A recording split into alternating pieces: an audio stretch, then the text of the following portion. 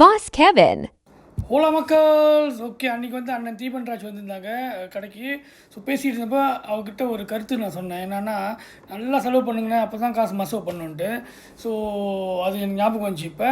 So அதை பற்றி தான் கொஞ்சம் சொல்லலான்னு. என்னென்னா, நம்ம சம்பாதிக்கிறதுல வந்து கொஞ்சம் சேர்த்து வச்சுங்க, நல்லா செலவு பண்ணுங்கள். ஆனால் அதில் வந்து ஷேர் அவுட் பண்ணணும். என்னன்னு வச்சுங்க, அந்த செலவு வந்து உங்கள் ஃபேமிலிக்கு பண்ணணும், உங்கள் சொந்த ஃபேமிலிக்கு, இல்லை உங்களுக்கு உண்மையான தெரிஞ்ச நண்பர்களுக்கு, ஆல்ரைட், இல்லைன்னா உங்களுக்கு, அவ்வளோதான். ஆல்ரைட், போயிட்டு ஜோனில் அதுக்குன்னு ஜோனில் போய் உட்காந்து வெள்ளிக்கிழமை உட்காந்து ஞாயிற்றுக்கிழமை வரைக்கும் 40 கிரேட் 4 பேர் கூட உட்காந்து அடிச்சிடாதீங்க. அந்த செலவு சொல்ல நான்.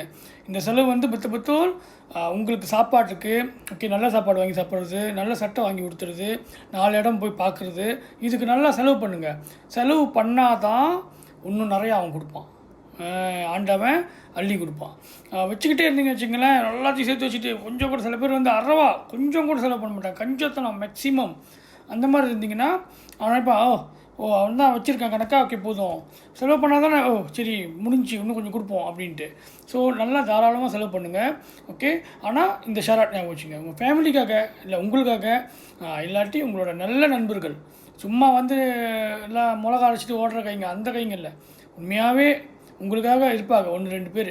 அவங்களுக்கு நீங்கள் செலவு பண்ணிங்கன்னா, அவங்களுக்கு நல்ல சாப்பாடு வாங்கி கொடுக்குறீங்களோ, நீங்கள் நல்ல சாப்பாடு சாப்பிட்றீங்களோ, நல்ல காடி வாங்கி ஓட்டுறீங்களோ, அது வந்து எனி டைம் நீங்கள் செய்யலாம். தயவுசெய்து செய்யுங்க. நிறையா அவங்களுக்கு வந்து இன்னும் காசு வந்து சேரும். நம்மளுக்கு தெரியாது, இங்கேருந்து வருது அங்கேருந்து வருதுன்னு வந்துக்கிட்டே இருக்கும். அதுதான் உங்கள் பாஸ் கெவின் ஷோ.